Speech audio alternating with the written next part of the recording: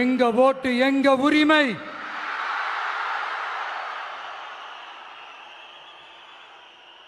எங்களை யாரும் விலைக்கு வாங்க முடியாது.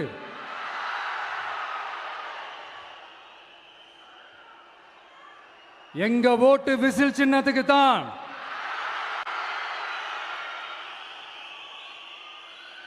யாரையும் நம்பி ஏமாற மாட்டோம். எங்க வார்த்தையிலிருந்து மாற மாட்டோம். இது நிஜம். தேங்க்யூ.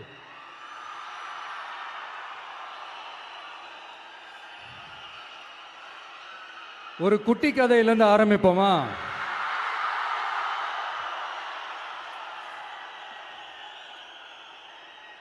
ஒரு பெரிய ஊரு, ஒரு 4 ரோடு ஜாயிண்ட் ஆகிற மாதிரி ஒரு ஜங்ஷன், ஒரு பிஸியான ஏரியா, ஆள் நடமாட்டம் அதிகமாக இருக்கக்கூடிய ஒரு ஏரியா. அங்கே சென்டரில் ஒரு முரட்டு ஜல்லிக்கட்டு காலை ஒன்று நின்றுட்டு இருக்குது. காலில் மண்ணை வீசிக்கிட்டு சீறிக்கிட்டு அப்படியே நின்றுட்டு இருக்குது. யாருமே பக்கத்தில் போக முடியல. அந்த இடம் ஒரு கேஷுவலாக மாறணும் அப்படின்னா அந்த காளையை அடக்கி அமைதி ஆக்கினா தான் மறுபடியும் ஒரு பேக் டு நார்மல் சுச்சுவேஷனுக்கு அந்த இடம் மாறும். அந்த ஊரில் இருக்கிற ஒரு சில பேருக்கு மட்டும்தான் அந்த காளை அடங்கும். அவங்க யாருமே அங்கே இல்லை. ஆனால் அந்த க்ரௌடில் இருந்த ஒரு சில பேர், ஆல்ரெடி அந்த காளையை அடக்கணவங்களோட இருந்த ஒரு சில பேர், எங்களுக்கு இல்லாத அனுபவமா? நாங்க பார்க்காத காளையா? நாங்க பார்க்காத மாடா? நாங்க போய் அடக்குறோம்னு சொல்லிட்டு உள்ள போறாங்க. ஒருத்தராலையும் அந்த காளையை தொடக்கூட முடியல. எல்லாரையும் அடிச்சு வீசி தூக்கி போட்டுருச்சு. இப்ப என்னடா பண்றது அப்படின்னு பார்க்கும்போது அந்த கூட்டத்தை விலக்கிட்டு ஒரு சின்ன பையன் ஒரு என்ட்ரி ஒன்று கொடுக்குறான். உங்களுக்கு தான் தெரியும்ல, டேய் எங்களாலே முடியல, நீ எல்லாம் என்னத்தை போய் கிழிக்க போற? எங்களுக்கு அவ்வளோ அனுபவம் இருக்குது, நாங்களே அடிபட்டு ஓரமா படுத்து கிடக்கிறோம். இவன் விளையாட்டுத்தனமா ஏதோ பண்ணிட்டு கிடக்கிறான், பாவம் அந்த காலை கிட்ட போய் அடிபட்டு சாவ போறான். பச்சா பையன், அந்த பையன், இந்த பையன், அண்டர் எஸ்டிமேட் பண்றது, ஏளனமா பேசுறது, இப்படி ஒரு பக்கம். இன்னொரு பக்கம் பரிதாபப்பட்டு, ஐயோ பாவமே, இப்படி தனியா போய் மாட்டிக்கிட்டானே அந்த காலை கிட்ட, என்ன பண்ண போறானோ அப்படின்ட்டு ஒரு பக்கம் பரிதாபப்பட்டு பேசுறாங்க. அந்த சின்ன பையன் எதுவுமே காதலியே போட்டுக்காம 2 பாக்கெட்லையும் கையை விட்டுக்கிட்டு ஸ்டைலா கெத்தா தில்லா அப்படியே உள்ள போறான். ஒரு ஸ்டெப் எடுத்து வைக்கிறான், அந்த காலை அப்படியே சீறிக்கிட்டே நின்றுட்டு இருக்குது. இன்னொரு ஸ்டெப் எடுத்து வைக்கிறான், காலை அப்படியே சீறிக்கிட்டே முன்னாடி வருது. மக்கள் எல்லாரும் பதட்டத்தோடு அப்படியே பார்த்துட்டு இருக்கிறாங்க. இன்னொரு ஸ்டெப் எடுத்து வைக்கிறான், காலை அப்படியே முட்டை வரும்போது பாக்கெட்டுக்குள்ள மறைச்சு வச்சிருந்த 2 புல்லுக்கட்டு அதை அந்த காலை கிட்ட காட்டுறான். காலை அப்படியே சடனா வந்து நின்று அது மூடெல்லாம் மாறி அந்த புல்லுக்கட்டை சாப்பிட ஆரம்பிச்சிருச்சு. அந்த சின்ன பையனும் அந்த காளையை அப்படியே தடவிக்கிட்டு வரான். காளையும் பக்கத்தில் ஒரு குழந்தை மாதிரி நடந்து வந்துக்கிட்டு வருது. பக்கத்தில் இருந்த ஒரு வயல்வெளியில் அந்த காளையை மேய விட்டுட்டு வரான். மக்கள் எல்லாரும் அந்த பையனை ஆச்சரியமாக பார்க்குறாங்க. அந்த அடிபட்டு கிடந்த அந்த அனுபவசாலிங்க தலையை தொங்க போட்டு நின்றுட்டு இருக்கிறாங்க. ஏன்னா பேசின பேச்சு அப்படி. வாய் இருக்குன்றதுக்காக நக்கலுமா நையாண்டியுமா நச நச நச நசன் ஒரே பேச்சு. என்ன பண்றது, தலையை குனிஞ்சு அப்படியே நின்றுட்டு இருக்கிறாங்க. அங்க ஒரு பெரியவர் வர்றார். வந்து அந்த பையன்கிட்ட கேட்கிறாரு, எப்படிப்பா இப்படி ஒரு முரட்டு காலை சீறிட்டு நின்றுட்டு இருந்தது, எப்படி அந்த காளையை அடக்கின அப்படின்னு கேட்டதுக்கு அந்த பையன் சொல்றான், ஐயா எனக்கு அந்த காளையை பார்த்தா கோபமா இருந்த மாதிரிலாம் எனக்கு தெரியல, அந்த காலை பசியோடு இருந்த மாதிரி இருந்தது. அதனால தான் அந்த புல்லுக்கட்டை காமிச்சவொடனே ஓகே நமக்கு தேவையானது கிடச்சிருச்சு அப்படின்னோடனே அந்த புல்லுக்கட்டை சாப்பிட்டுட்டு நம்மளோட அப்படியே ஜாலியாக வாக்கிங் வந்துருச்சு அப்படின்னு சொன்னான். இதை கேட்ட அந்த பெரியவர் சொன்னாராம், இந்த சின்னவங்க பெரியவங்க அனுபவம் இருக்கிறவங்க அனுபவம் இல்லாதவங்க இதெல்லாம் விஷயமே கிடையாது. யாரா இருந்தாலும் அந்த சூழலுக்கு ஏற்ற மாதிரி அந்த சிச்சுவேஷனுக்கு தகுந்த மாதிரி என்ன பண்ணி அந்த ப்ராப்ளமை சால்வ் பண்றான், ஏது பண்ணி அந்த ப்ராப்ளமை சால்வ் பண்றான், அதுதான் விஷயமே, அதுதான் மேட்ரு. ஸோ நீ சூப்பர்ப்பா, என்ன ப்ராப்ளம் வந்தாலும் நீ சால்வ் பண்ணிடுவ அப்படின்னு முதுகில் தட்டி கொடுத்துட்டு அந்த பெரியவர் போறார். இப்போ அந்த கதையில் அந்த முரட்டு ஜல்லிக்கட்டு காலை தான் நம்ம தமிழ்நாட்டு அரசியல் களம். அந்த பெரியவர் தான் நம்ம தமிழக மக்கள். அந்த பாக்கெட்டுக்குள்ள ஸ்டைலா தில்லா கெத்தா ஒருத்தன் உள்ள வந்தான் பாருங்க, அவன்தான்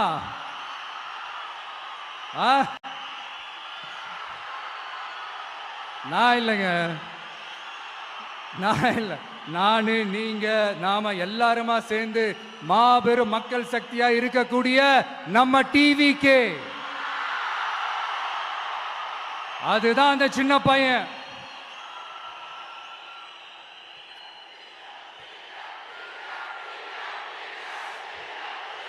தேங்க்யூ தேங்க்யூ தேங்க்யூ.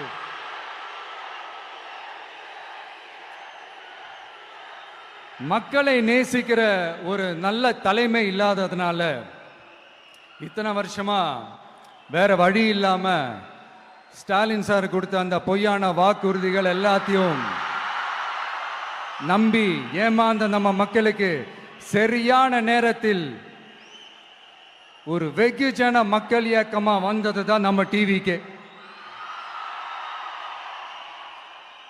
அந்த முரட்டு ஜல்லிக்கட்டு கால கதை ஏன் சொன்னோம், எதுக்கு சொன்னோம், யார் யாருக்கெல்லாம் சொன்னோங்கிறது புரிய வேண்டியவங்களுக்கு புரியும்னு நினைக்கிறேன்.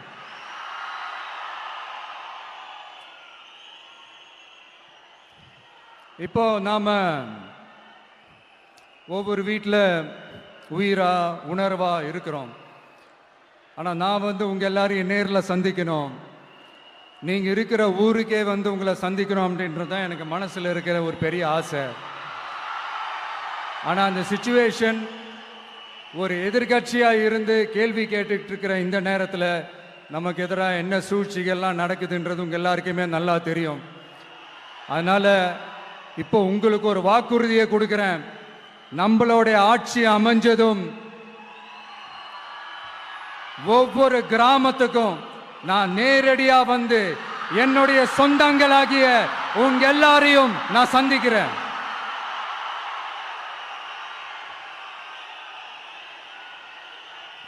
கொஞ்ச நாளைக்கு முன்னாடி நம்ம ஸ்டாலின் சார் ஒரு உருட்டு ஒன்று உருட்டினாரு, நீங்க கேள்விப்பட்டிருப்பீங்க. இப்ப வரப்போற எலெக்ஷன் எதுக்கான எலெக்ஷன்? நம்ம சட்டமன்ற தமிழ்நாடு சட்டசபைக்கான ஒரு தேர்தல் இல்லையா? இதே தமிழ்நாட்டுக்கும் டெல்லிக்குமான ஒரு எலெக்ஷன் அப்படின்னு சொல்றாங்க. இன்னும் கொஞ்சம் மேலே போய் தமிழ்நாட்டுக்கும் என்டிஏவுக்குமான ஒரு எலெக்ஷன் அப்படின்னு சொல்றாங்க. என்ன சார், டெல்லியில் ஏதாவது நிற்க போறீங்களா? அப்புறம் ஏன் தமிழ்நாட்டுக்கும் டெல்லிக்குமான ஒரு எலெக்ஷன் சொல்றீங்க? அப்புறம் இது ஏதாவது பார்லிமெண்ட் எலெக்ஷனா, பிரதமர் பதவிக்கு ஏதாவது போட்டி போடுறீங்களா? அப்புறம் ஏன் தமிழ்நாட்டுக்கும் என்டிஏவுக்குமான ஒரு எலெக்ஷன் சொல்றீங்க? எங்களுக்கு புரியலையே சார், இது என்ன லாஜிக்னு எங்களுக்கு புரியலையே. எந்த எலெக்ஷனை எப்படி டீல் பண்ணணும், எப்படி ஹேண்டில் பண்ணணுன்றது நம்ம தமிழ்நாட்டு மக்களுக்கு தெளிவாக தெரியும். நம்ம தமிழ்நாட்டு மக்கள் மாதிரி ஒரு தெளிவான மக்களை நீங்க பார்க்கவே முடியாது. சூப்பர் கிளாரிட்டியோட சூப்பர் மக்கள் சார் நம்ம மக்கள். இந்த போருக்கு போறதுக்கு முன்னாடி தான் இந்த படை பரிவாரங்களோட போவாங்கன்னு கேள்விப்பட்டிருக்கிறேன். ஆனா நீங்க என்னடானா இந்த ஒன்றுத்துக்கும் உதவாத இந்த பால் டப்பாவை உருட்டிக்கிட்டு இருக்கீங்களே சார். உண்மையிலே இந்த எலெக்ஷன் எதுக்கான எலெக்ஷன் சொல்லட்டுமா? தமிழ்நாட்டு மக்களுக்கும் ஊழலுக்கும் நடக்கிற போர், தமிழ்நாட்டு மக்களுக்கும் லஞ்சத்துக்கும் நடக்கிற போர், தமிழ்நாட்டு மக்களுக்கும் இந்த நிர்வாகத்தை சரியா செய்யாத இந்த திமுக அரசுக்கும் நடக்கிற போர், அதாவது தமிழ்நாட்டு மக்களுக்கும் உங்க ஆட்சிக்கும் நடக்கிற போர், தமிழ்நாட்டு மக்களுக்கும் ஸ்டாலின் சாருக்கும் நடக்கிற போர். இன்னும் சுருக்கமா சொல்லணும்னா, விஜய்க்கும் ஸ்டாலின் சாருக்கும் நடக்கிற போர்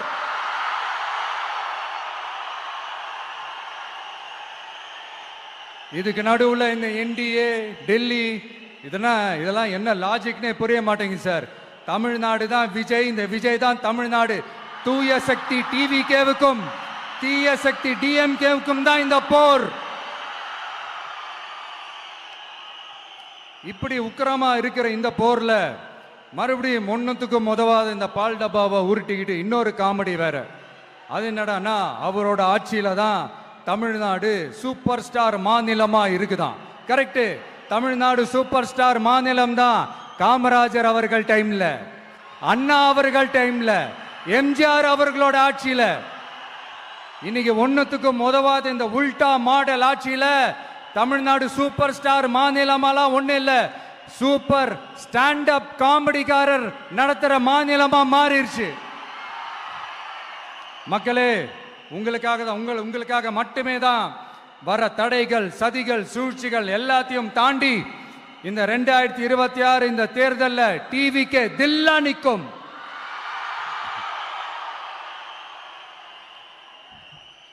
இதுவரைக்கும் நடந்த எலெக்ஷன் வேற, இப்ப நடக்க போற எலெக்ஷன் வேற. ஒவ்வொரு 5 இயர்ஸுக்கும் நடக்கிற எலெக்ஷன் மாதிரி இதை நினைச்சிடாதீங்க. 50 வருஷத்துக்கு ஒரு வாட்டி நடக்க போற ஒரு எலெக்ஷன் மாதிரி இது. அதிசய எலெக்ஷன்.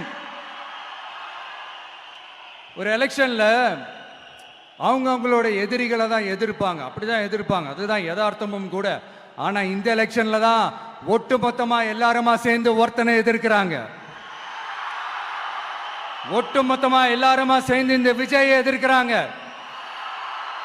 ஏன்னா இந்த விஜய் ஊழலை எதிர்க்கிறான், லஞ்சத்தை எதிர்க்கிறான், மக்களோட மக்களா நிக்கிறான். அந்த மக்கள் அவன் கூட நிக்கிறாங்க. அந்த காண்டு எப்படி, அந்த காண்டு தான் ஒட்டுமொத்தமா எல்லாருமா சேர்ந்து ஒருத்தனை எதிர்க்க காரணம். நீங்க எப்படி வேணா எதிர்த்துக்காங்க, ஆனா போட்டி ரெண்டு பேருக்கு நடுவில் உள்ளதான் ஒண்ணு. இன்னொன்னு, இந்த எலெக்ஷன் டேல மேக்சிமம் என்ன பண்ணுவீங்க? போவீங்க, ஓட்டு போடுவீங்க, வருவீங்க, அவ்வளவுதான் உங்களுடைய பார்ட்டிசிபேஷன். ஆனா இந்த எலெக்ஷன்ல நீங்க பங்கெடுத்துக்க போறீங்க. எஸ், உங்க வீட்டில் இருக்கிற ஒரு விஜய் தான், உங்க வீட்டில் இருக்கிற ஒரு விஜய் தான் வேட்பாளரா நிக்க போறாங்க. உங்க வீட்டில் நிக்கிற ஒரு வேட்பாளர்னா அப்ப உங்க வீட்டில் இருக்கிற மற்றவங்க எல்லாருமே வாக்காளர்கள் தானே. உங்க அம்மா, உங்க அப்பா, உங்க அண்ணன், உங்க தம்பி, உங்க சொந்தம் டிவிக்கே வேட்பாளர் அப்படின்னா அப்ப உங்க ஓட்டு விசில் சின்னத்துக்கு தான் எல்லாருக்குமே தெரியும். ஏன், நம்மளோட எதிரிங்களுக்கு கூட அது நல்லாவே தெரியும். அதனாலதான் நமக்கு எதிராக அவ்வளவு அவதூறு பரப்புறாங்க. என்னென்ன அவதூறு பரப்புறாங்கன்றது உங்களுக்கே நல்லா தெரியும். ஆனா அவங்களுக்கு தெரியாது, ஏன் மேல அவதூறு பரப்புனா அது மக்கள் மேல அவதூறு பரப்புற மாதிரின்னு. எனக்கு அரசியல் தெரியலன்னு சொன்னா அது மக்களுக்கு அரசியல் தெரியலன்னு சொல்ற மாதிரின்னு. என்ன அசிங்கமா பேசினா அது மக்கள் அசிங்கமா பேசுற மாதிரின்னு. எனக்கு எதிராக செய்யற ஒவ்வொரு செயலும் அது மக்களுக்கு எதிராக செய்யற செயல் அவங்களுக்கு தெரியாம போச்சு. இந்த விஜயும் மக்களும் வேறு வேறு இல்லை. இந்த விஜயும் மக்களும் ரத்தமும் சதையும் மாறி, உடலும் உயிரும் மாறி, ஒன்னிலிருந்து ஒண்ண பிரிக்கவே முடியாது. எஸ், சென்சிட்டிவான சென்டிமெண்ட், அது சென்சிட்டிவான சென்டிமெண்ட்.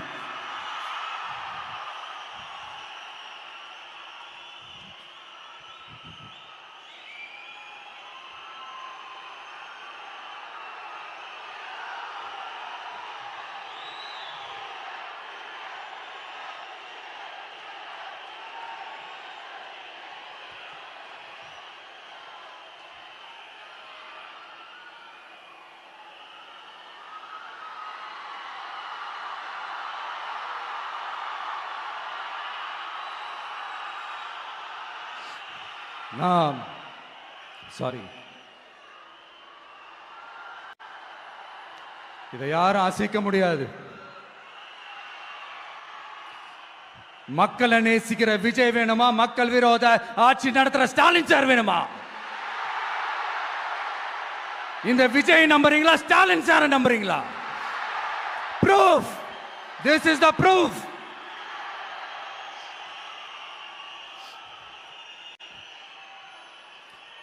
இந்த தீய சக்தி, ஊழல் சக்தி, இதெல்லாம் ஏன் சொல்றோம், எதுக்கு சொல்றோம், யாரை சொல்றோன்றதெல்லாம் மக்களுக்கு தெளிவாக தெரியும். அதே மாதிரி டிவிகேவுக்கு போட்டி டிஎம்கே தான்றதும் மக்களுக்கு தெளிவாக தெரியும். அப்படி இருக்கும்போது நாம் ஏதாவது பேசினா வாண்டடா சில பேர் வந்து வண்டியில் ஏறி உட்காந்துக்கிறாங்க. ஆமாம், வாண்டடா சில பேர் வண்டியில் ஏறி உட்காந்துக்கிட்டு குரல் கொடுக்குறாங்க. சீரியஸாக ஒரு போட்டி நடந்துக்கிட்டு இருக்கும் போது இங்கே காமெடிக்கெல்லாம் இடம் இல்லை பாஸ். இதெல்லாம் மக்களுக்கு தெளிவாக தெரியும். இந்த நேரத்தில் ஒரு சீரியஸ் கேள்வியை இன்னைக்கு இருக்கிற மிகப்பெரிய அரசியல்வாதிங்க கிட்ட கேட்கணும்னு நான் நினைக்கிறேன். நீங்க அரசியலுக்கு வர்றதுக்கு முன்னாடி உங்ககிட்ட இருந்த சொத்து எவ்வளோ? அரசியலுக்கு வந்ததுக்கு அப்புறம் இன்னைக்கு உங்ககிட்ட இருக்கிற சொத்து எவ்வளோ? அதை ஓப்பனா டிக்ளேர் பண்ண முடியுமா? அப்படி வந்த காசெல்லாம் என்னென்ன தொழில் செஞ்சு வந்துச்சு, என்ன வேலை செஞ்சு வந்துச்சு, உண்மையிலே நீங்க உழைச்சி சம்பாதிச்ச காசா, இல்ல ஆட்சி அதிகாரத்துக்கு வந்ததுக்கு அப்புறம் ஆட்டைய போட்ட காசா? இதெல்லாம் ஓப்பனா டிக்ளேர் பண்ண முடியுமா? இதெல்லாம் நம்ம கேட்டா எல்லா ஊழல்வாதிகளும் ஒன்னா சேர்ந்து நம்ம மேல சேத்தவாரி வீசுவாங்க. அதை பத்திலாம் நமக்கு கவலை இல்லை. ஏன்னா நாம யாருன்னு மக்களுக்கு நல்லாவே தெரியும். எனக்கு ஒரு புது ஃப்ரெண்ட், புது நண்பர் ஒருத்தர் கிடைச்சிருக்கார். யார் தெரியுமா? தெரியாதா? முதல்வர் அவர்கள் தான். இப்போ ஒரு நிருபர் ஒருத்தர் கேட்ட கேள்விக்கு எனக்கு எதிரிகள்லாம் யாரும் இல்லை, அவங்க எல்லாருமே எனக்கு நண்பர்கள் தான் அப்படின்னு சொன்னாங்களே. அப்படி நாங்கெல்லாம் உங்களுக்கு நண்பர்கள்னா அப்புறம் ஏன் சார் கரூர் விஷயத்துல ஏன் மேல பழி தூக்கி போட்டீங்க?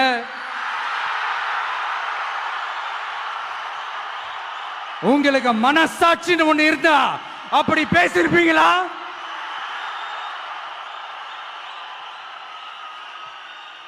அப்படி நாங்களாம் உங்களுக்கு நண்பர்கள்னா ஒரு ஈவெண்ட், ஒரு ஃபங்க்ஷன் நடத்துறதுக்கு ஒரு இடமோ ஒரு பர்மிஷனோ ஏன் கொடுக்க மாட்டேன்றீங்க? எல்லாத்தையும் நீங்களே பண்ணிட்டு போற போக்கில் அப்படியே பொய்களா அடிச்சு விட்டுக்கிட்டு இருக்கீங்க. உங்களோட உண்மையான நண்பர்கள் யாருன்னு சொல்லட்டுமா? லஞ்சம், ஊழல், அரசியல் ஆதாயம், இதெல்லாம் தான் உங்களோட உண்மையான நண்பர்கள். பர்சனலா நீங்க எப்படி வேணா இருந்துக்கங்க சார், நமக்கு அதை பத்தி கவலை இல்லை, நமக்கு அது அவசியமும் இல்லை. ஆனா உங்க ஆட்சி தான் தப்பான ஆட்சி, தமிழ்நாட்டுக்கு தேவையில்லாத ஆட்சி. கொஞ்ச நாளைக்கு முன்னாடி கற்பனையா ஒரு விஷயம் ஒன்று சொன்னேன். இந்த முதல்வர் கூட விசில் சின்னத்துக்கு தான் வாக்களிப்பாரு அப்படின்ட்டு கற்பனையா ஒன்று சொன்னேன். ஆனா இன்னைக்கு நிஜமாவே நமக்கு ஆதரவா ஒரு கோஷத்தை எழுப்பியிருக்கிறாங்க. அது என்ன தெரியுமா? எங்க வாக்கு சாவடி வெற்றி வாக்கு சாவடியா. அதுக்கு அர்த்தம் என்ன தெரியுமா? எங்க வாக்கு சாவடி விஜய் வாக்கு சாவடின்னு அர்த்தம்.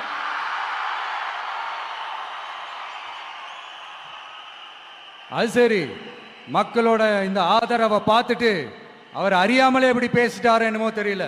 50 வருஷம் எக்ஸ்பீரியன்ஸ் அரசியல்ல, உண்மை என்னன்னு ஒத்துக்கிட்டு தானே ஆகணும்.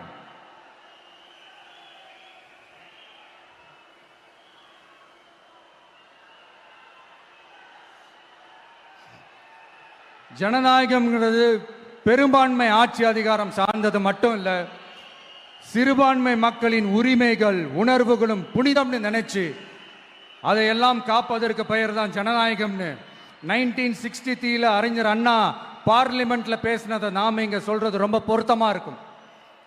அறிஞர் அண்ணா சொன்னது தான் டிவிகேவோட நிலைப்பாடும். இந்த ஸ்டாண்ட்ல நாம 100% உறுதியா இருப்போம். யாருக்காகவும் எதுக்காகவும் இதுல சமரசமே கிடையாது. மதச்சார்பற்ற சமூக நீதி தன்மை தான் நம்ம அடிப்படை கொள்கைகள் ஒன்று. அதில் எந்த மாற்றமும் எப்பவும் கிடையாது. ஆனா இதெல்லாம் மறந்துட்டு எப்படியாவது எதையாவது செஞ்சு ஓட்டு வாங்குறதுக்காகவே இங்க சில பேர் இருக்கிறாங்க. அவங்கள மாதிரி நமக்கு அப்படி சில பிரச்சனைகள்ல எரியற நெருப்புல எண்ணெய ஊத்துற எண்ணமே இல்ல.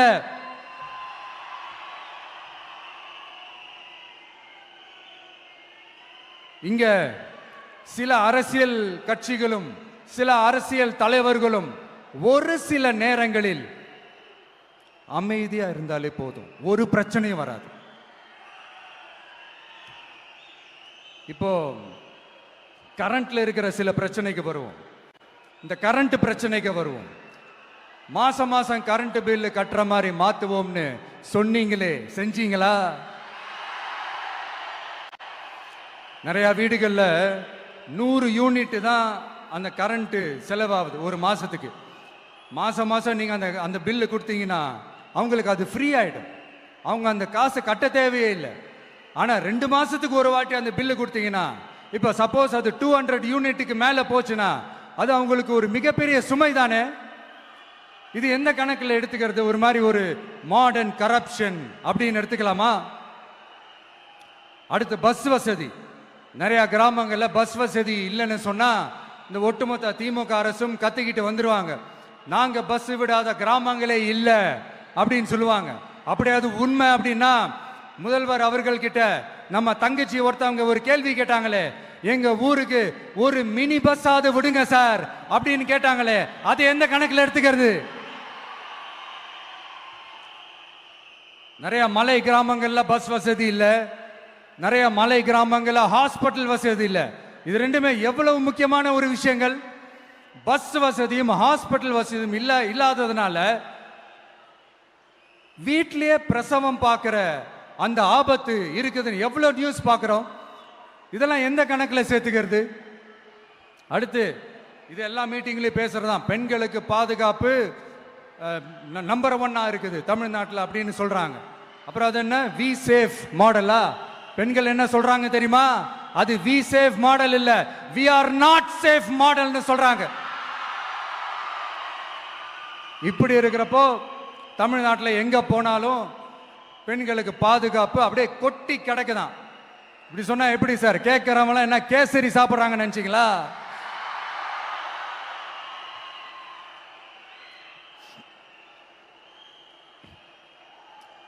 அடுத்து இந்த சட்டம் ஒழுங்கு, அது காணாம போய் ரொம்ப நாள் ஆச்சு.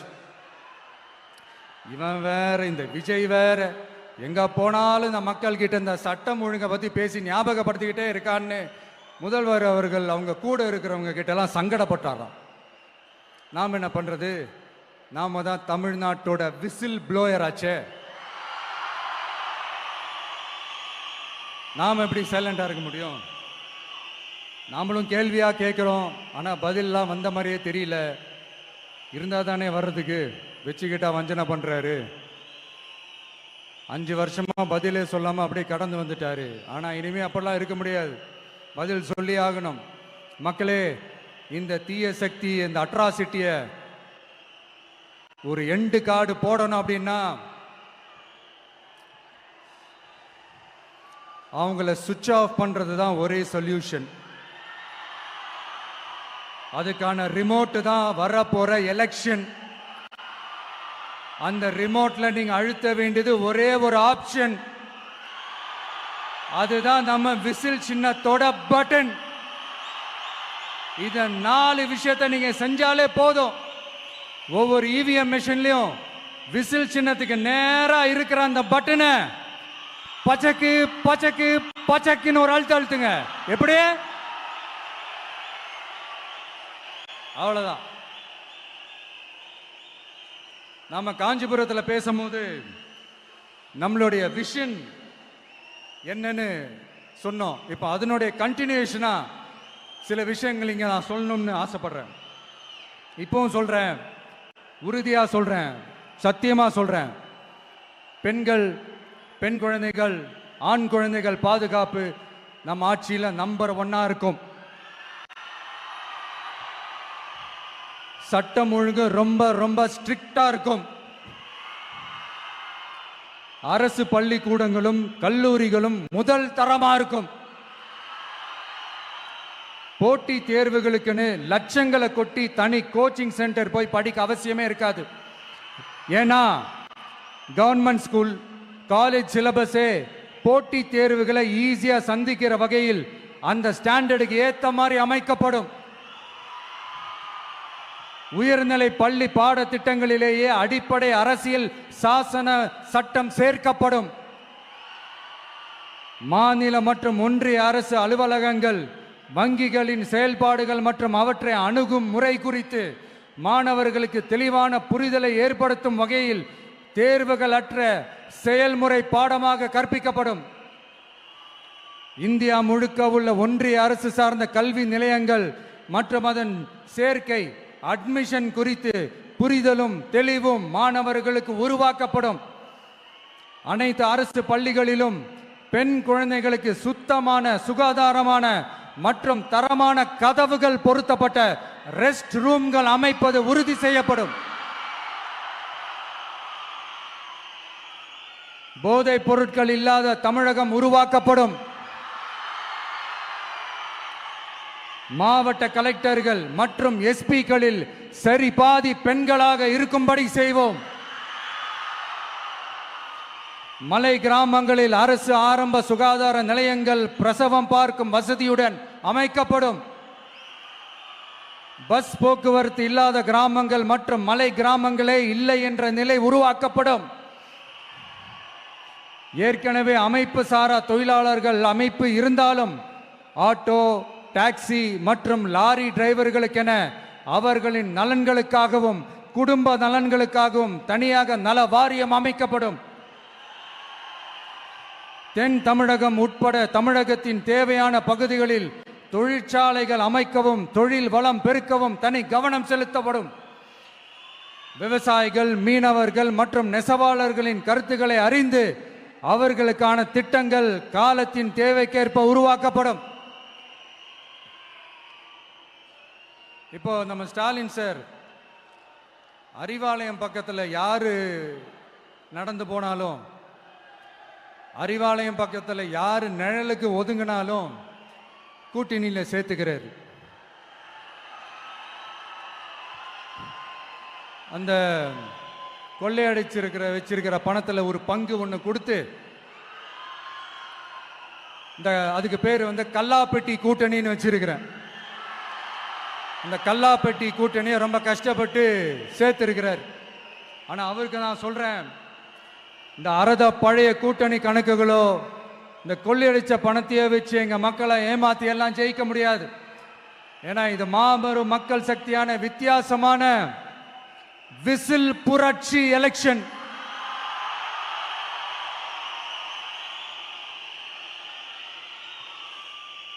உங்களோட நான் இருக்கேன், நம்மளோட நம்ம மக்கள் இருக்கிறாங்க. இதுக்கு மேல என்ன வேணும்? கான்பிடென்டா இருங்க, நல்லதே நடக்கும், வெற்றி நிச்சயம். மீண்டும் சந்திக்கும் வரை நன்றி, வணக்கம்.